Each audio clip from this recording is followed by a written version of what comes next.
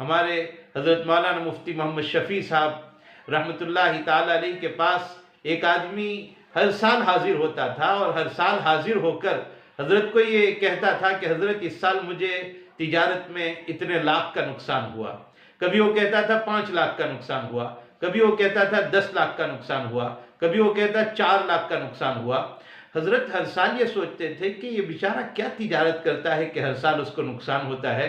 تو ایک مرتبہ حضرت نے پوچھ لیا اسے کہ آپ کون سی تجارت کرتے ہو کہ ہر سال آ کر مجھے یہ کہتے ہو کہ اتنا نقصان ہوا، اتنا نقصان ہوا؟ آپ یا تو تجارت بدل لو یا طریقہ بدل لو۔ تو اس آدمی نے پھر اپنا جو نقصان ہوتا تھا وہ نقصان حضرت کو سمجھایا کہ ہم تاجروں کا ایک دستور ہوتا ہے کہ ہر سال کے شروع میں ایک انداز لے کر ہم چلتے ہیں کہ اس سال ہمیں اتنا منافع کمانا ہے۔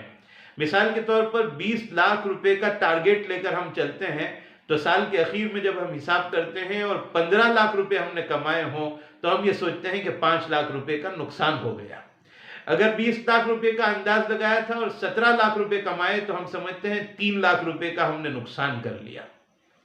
اگر تاجر لوگ یہ سوچتے ہیں تو ہم مسلمانوں کو بھی یہ سوچنا چاہیے کہ جو زندگی ہم لے کر آئے ہیں اس کا حساب اللہ رب العزت کے سامنے پیش کرنا ہے۔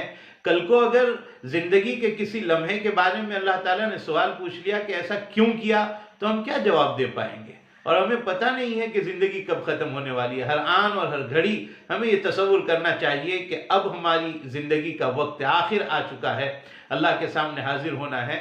اور اس طرح سوچتے ہوئے ہمیں ہر وقت عمل صالح میں لگے رہنا چاہیے۔ زندگی کے اختتام کو اگر ہم سوچتے رہیں گے تو ہمارے سامنے ہر سال ایک نئے سال کے عنوان سے بات آتی ہے کہ یہ سال ختم ہو رہا ہے اور نیا سال شروع ہونے والا ہے۔ اس موقع پر بہت رقص و سرود کی مجلسیں ہوتی ہے، ناچ گانے کی مجلسیں ہوتی ہے، اور نئے سال کی آمد اور نئے سال کے استقبال پر بہت کچھ ہو رہا ہے دنیا میں۔ ہم مسلمانوں کو یہ سوچنا چاہیے کہ جو سال ہمارا ختم ہو گیا اس سال میں ہم نے کون سا کام کر لیا؟ کیا ہم نے عبادت زیادہ کی ہے، قرآن کریم زیادہ پڑھا ہے، تسبیح و تلاوت زیادہ کیے ہیں؟ اگر کیے ہیں تو اللہ کا شکر ادا کرنا چاہیے۔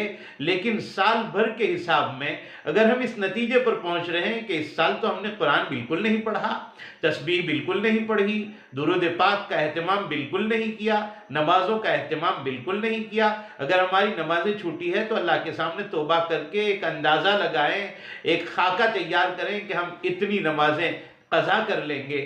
یہ سوچنے کی بات ہے۔ سال کے اختتام پر ہمیں یہ سوچنا چاہیے کہ یہ سال ہمارا بہت بری طرح گزرا، عبادتوں میں ہم نے بہت کمی کی، یہ خیال ہونا چاہیے۔ اور اب نیا سال جو شروع ہو رہا ہے اس کے بارے میں ہمیں یہ عزم ہونا چاہیے، پکا ارادہ ہونا چاہیے کہ اللہ اب تک کے جو سال ہمارے گزر گئے وہ لایانی میں گزرے ہیں، اور اب انشاءاللہ ہم اچھی طرح گزاریں گے۔